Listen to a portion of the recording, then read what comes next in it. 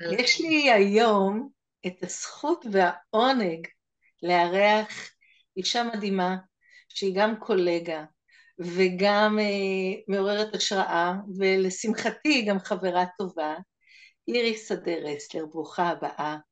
אני כל כך אשמח לשמוע קצת על מה את עושה, ועוד יותר מזה, איך זה מתחבר לנושא שאת מקדמת ומלמדת בעולם, מנהיגות קשובה. אז היי, תודה על ההזדמנות. אז אני יועצת ארגונית ומנחת קבוצות. המומחיות שלי, כמו שאמרת, זה מנהיגות קשובה, ואני בעצם עושה את זה בכל מיני אמצעים, ליווי של אחד על אחד, הרצאות באוניברסיטה, סדנאות, וגם כתבתי פרק בספר לפני כמה שנים, אז אולי אני גם קצת סופרת.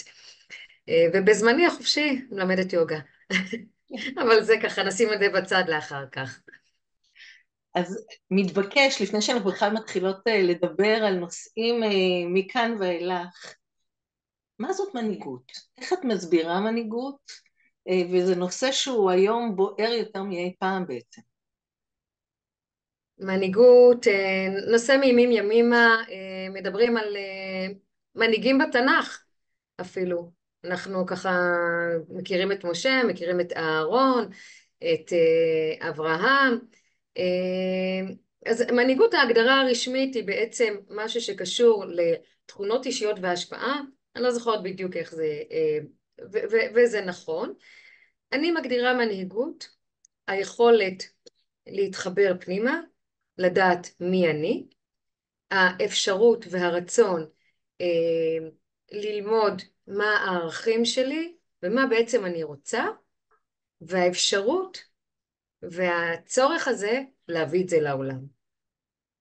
בעצם המנהיגות לדעתי, ואני לוקחת את זה ממודל מנהיגות שקטי, היא שלושת הפרמטרים האלה: מודעות אישית, ערכים ומנהיגות שלי, והבאה את זה לעולם, יישום, manifestation. וזה בעצם החיבור שאת עושה לקונספט של מנהיגות קשובה או מנהיגות מודעת? זה החיבור בין השניים? אני מגיעה מעולם התוכן של מנהיגות מודעת.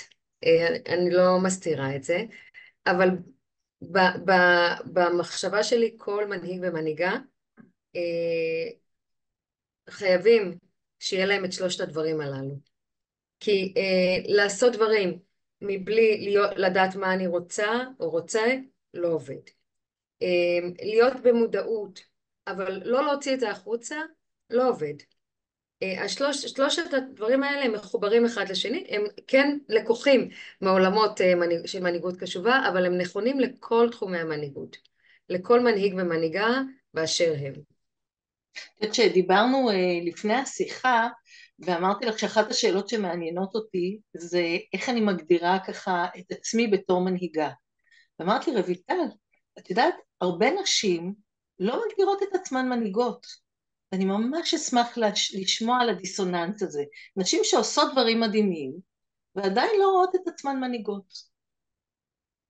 אז אני שנייה אחת אקח את זה טיפה אחורה. אז דיברנו על משבר המנהיגות, והוא קיים, משבר המנהיגות קיים אצלנו וקיים בעולם. חלק ממשבר המנהיגות נובע מזה שאין מספיק מנהיגות שהן נשים. רק ביום ראשון היה כנס של דה מרקר, כנס ענק, שהיה, הנושא שלו היה מגדר ושוויון בארגונים כמנוע צמיחה. והביאו שם מחקר, שהיה מחקר בשבילי פורץ דרך, מה שנקרא הפיל לי את הגבות. מה הם אמרו? שאם נמשיך בקצב הזה, בנושא של שוויון מגדרי בארגונים, לפי הקצב הזה, נגיע לשוויון של 50-50 בעוד 200 שנה. עכשיו הסקר הזה לא אני עשיתי אותו, חברת מקנזי עשתה אותו, אוקיי? עכשיו, מה קורה פה? יש לנו הרבה מאוד שנים של מנהיגים גברים, מהתנ"ך אמרתי, אוקיי? אבל לא רק מהתנ"ך, גם לאחר מכן, עד לפני 50 שנה, כמעט ולא נתקלנו במנהיגות נשית, כמו שאנחנו קוראים לזה, מנהיגים כמובילים, מנהיגות כמובילות.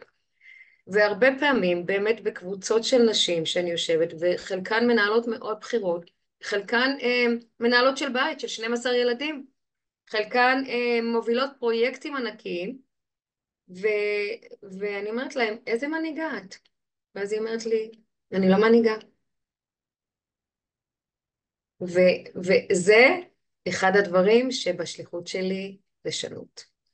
כי לדעתי, ואני ממש נחושה על זה, כל אחד וכל אחת הוא מנהיג ומנהיגה. אין מישהו שהוא לא מנהיג, ואין מישהי שהיא לא מנהיגה. אז מה מפחיד אותנו בעצם בביטוי הזה? זאת אומרת, למה יש את הרתיעה מלהעז להגיד על עצמי שאני מנהיגה? אני חושבת מה שעולה לי ראשון לראש זה הביקורת הציבורית. יש לנו אהבה לשנוא מנהיגים, או לבקר אותם, או להגיד עליהם כל מיני דברים, או להיכנס לתוך